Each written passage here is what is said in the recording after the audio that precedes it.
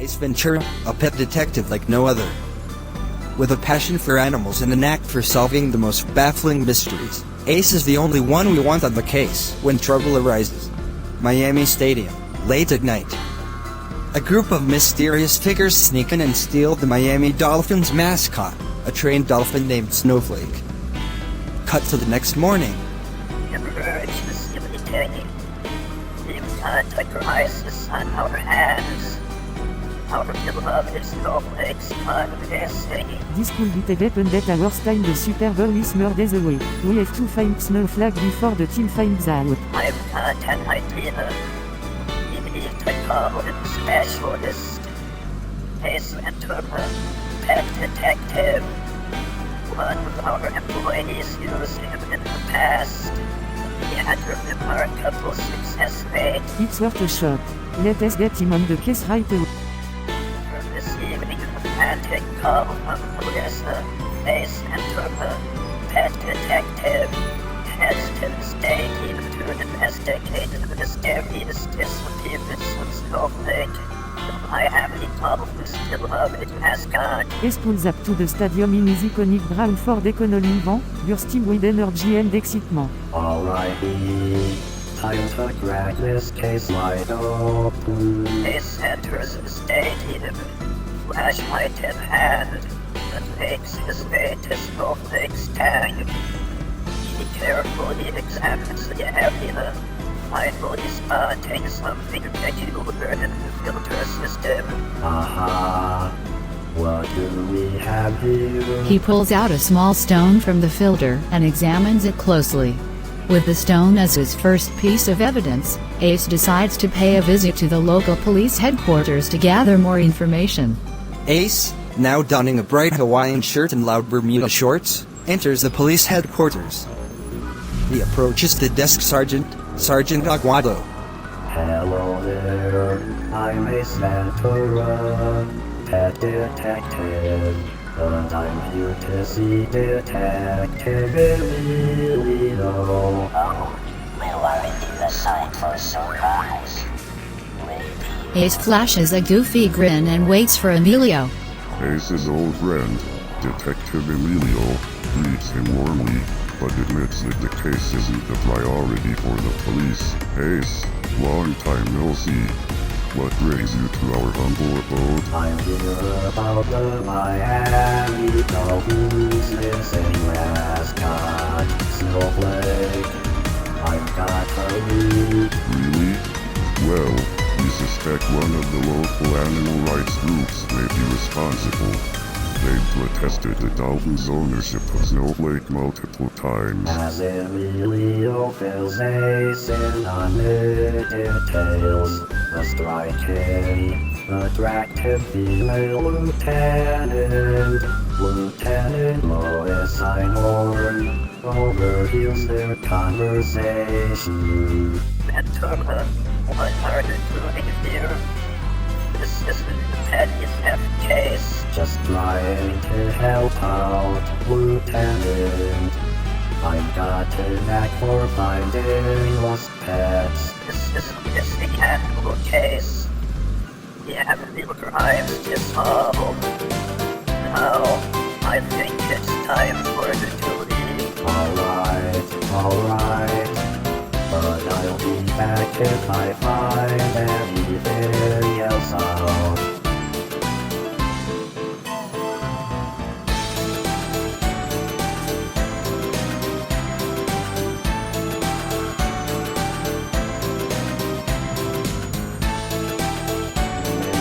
Ace Ventura, pet detective, located Corinne. Something's not adding up about Ron.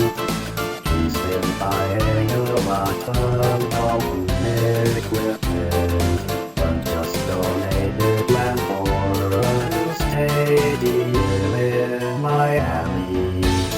I need to investigate. But Ace and Melissa getting ready for the party. Melissa, I need you to come with me tonight. Can't I try to make a move on you, but just play along.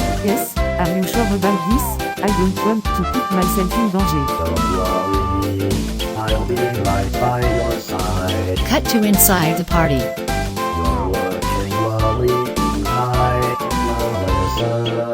I have a special surprise for you. What is it, Monsieur Kern? You'll see. Cut to Ace snooping around Camp's house. Time to find some answers. Cut to Ace discovering a large aquarium tank. Is this where Snowflake is being held? Cut to Camp attempting to seduce Melissa. You're the only one I want, Melissa. Monsieur Kern, I don't think this is appropriate. Ace investigating the tank. Wait a minute. This isn't Snowflake's tank. It's a shark tank. Cut to Camp closing in on Melissa. Come on, Melissa. Just give me a chance. Monsieur Kern, please. Ace barely escaping with his life as a shark attacks him. I guess I'll have to come back another time, Mr. Shark. Melissa, they snake their way out of the party. The detectives keen, I know this is something peculiar on Camp's hand. Say, Melissa, does that ring on Camp's hand look familiar to you? Why, yes it does. It looks like the same kind of stones that were in Snowflake's tank. Ace had been puzzled by the stone he found in Snowflake's tank, and now it seemed like they may have found a new lead. That's odd. According to the aquarium's tank, no stones were missing from Snowflake's tank. So, you mean to tell me that Kent had removed the same kind of stones that ones in Snowflake's tank? But he wasn't the one who took them? Exactly. It appears that way. The detective and Melissa decided to do some investigating of their own, starting with the ring on Camp's hand. This is no ordinary ring, Melissa. It's in 1984 AFC Championship ring, won by the Miami Dolphins. Well, that is quite impressive. Yes, but it's also quite telling. Camp isn't the only one who has one of these rings. There are several other people in this city who own one as well. Decided to gather a photographic list of all the riddles he could find, hoping to uncover a suspect in the missing stone. But after going through all these photos, my list of suspects has run out with no result.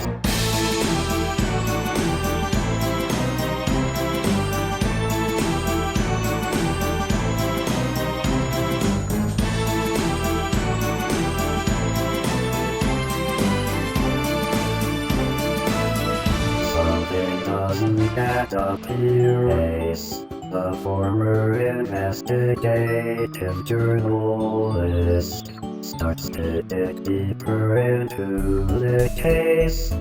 He talks to the neighbors and discovers that Roger had been acting strange in the days leading up to his death. Did you notice anything unusual about Roger's behavior in the days before his death?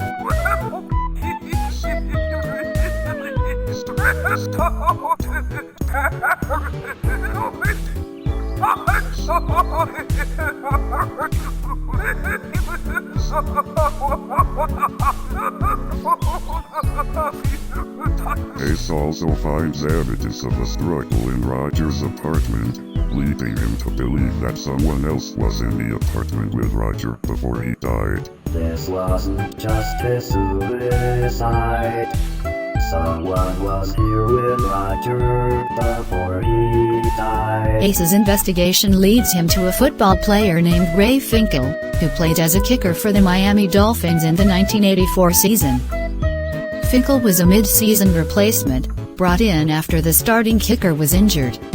Finkel was the kicker who missed the final field goal in 1984 Super Bowl.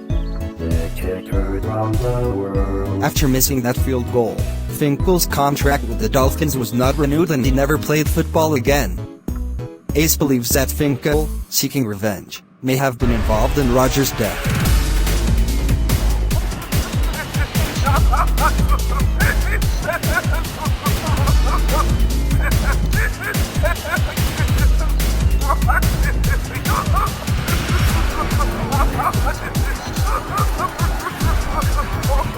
After all these years, I finally got an invitation to Finkel's laboratory. I couldn't wait to see what I could find out about the man who haunted my dreams, the Camarino. Ace knocks on the door. Ray Finkel, looking disheveled and unkempt, opens the door. Ace Ventura, the famous pet detective. Come on in. Ace enters the house, taking in the cluttered surroundings and the overwhelming presence of Dan Marino memorabilia. I couldn't believe my eyes. Everywhere I looked, there were posters, pictures, of statues of Marino. It was like a shrine, but a shrine to hate. I've been waiting for this moment for a long time, Ace. I want you to see what Marino did to me.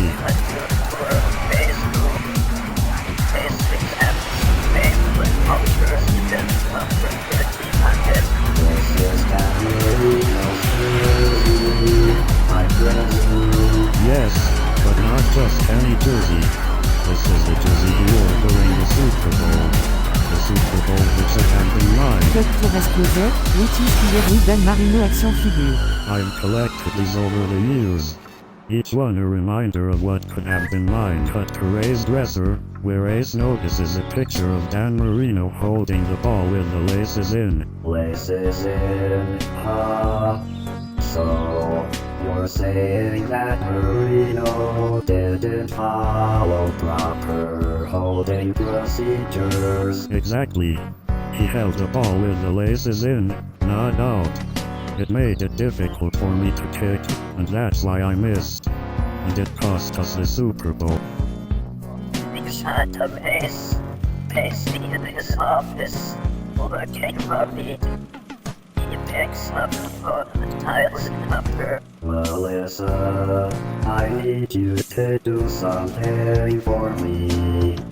I think Marino might be in danger. Cut to Marino on set for a commercial for ice inner gloves. He is tackled by two men in Miami Dolphins uniforms. The director yells cut, but the men keep carrying Dan off his set. What was going on? Cut back to Ace on the phone. Melissa, I think it's happening. I'm on my way. Ace runs out of his office and jumps into a cab. Cut to Einhorn in her office, after a press interview. Ace bursts in, causing her to glare at him. What do you want, Ace? Marino, he was just abducted. I think it's Finkel. Ray Finkel, the former Dolphins kicker who lost the Super Bowl. Yes, I think he's come back for revenge. Go on. The Dolphins gave his old number to Snowflake, the dolphin from the halftime show. An impact actor was murdered, I think because he recognized Finkel from his time with the Dolphins. Einhorn gets up clever chair and moves closer to Ace. Ace, that's not bad. I didn't think you had to tell you.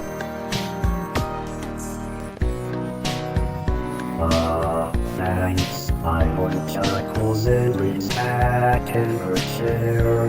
Well, I believe you might actually be onto something. Ace looks relieved and starts to leave, but then stops and turns back to Einhorn. You know, I'm not doing this for you. I'm doing it for the dolphins. And for Marino. Einhorn smirks and shakes her head. Ace exits the office as the scene fades to black. Scene opens with Ace Ventura, pet detective, sitting in his office looking bored. He absent-mindedly flips through a stack of newspapers on his desk. Suddenly, he stops flipping and focuses on an article about a missing hiker named Lois Einhorn. Wait a minute, Lois Einhorn. That name sounds familiar.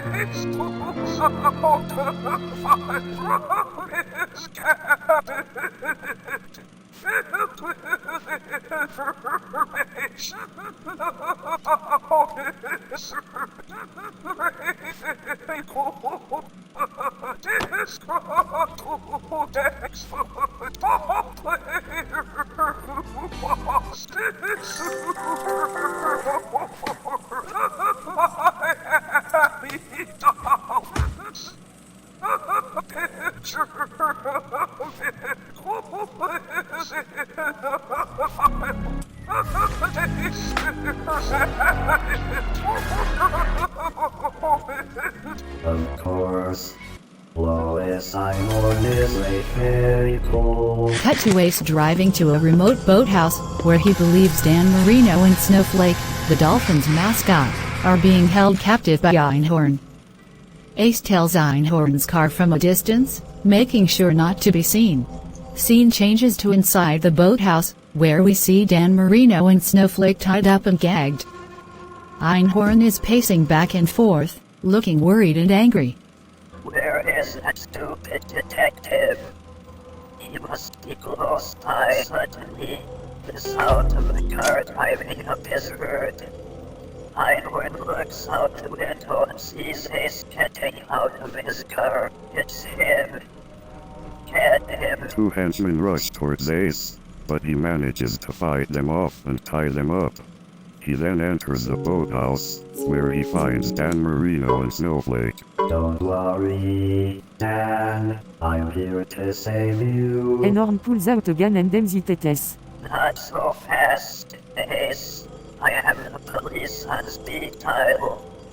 As soon as I make this call, you will be the one in handcuffs. Go ahead and call them, Lois. I have a feeling they'll be more interested in hearing what you have to say than me. Einhorn hesitates for a moment, then radios the police. While she's distracted, Ace manages to take the gun from her hand and disarms her. You're insane. You're the one behind all of this. Scene opens with the police arriving at the time where Ace is confronting Einhorn. Einhorn, with a look of desperation, orders the police to shoot Ace. Get him. Shoot him on sight. The police officers hesitate, unsure of what to do. Meanwhile, Melissa enters the scene, holding Emilio at gunpoint. Stop, Everion, stop. I know what you did, Einhorn. I know everything. The police officers are distracted, and Ace takes the opportunity to continue his investigation. Hold on. Let me explain. Finkel, the former Dolphins kicker who Einhorn used to date. He faked his own death but became a private investigator. He's the one who's been feeding me all the information. Einhorn's real name is Raymond, and he's been living his life as a woman. Isn't that right, Einhorn? Go on, check her legs. The police officers are confused. but they follow Ace's instructions. As they do, they discover that Einhorn has male genitalia tucked between her legs. That's why I couldn't find him. He was hiding as a woman. Realizing the truth is horrified at the revelation. That's why Pod Actor died. He found out about Einhorn's true gender and threatened to expose him.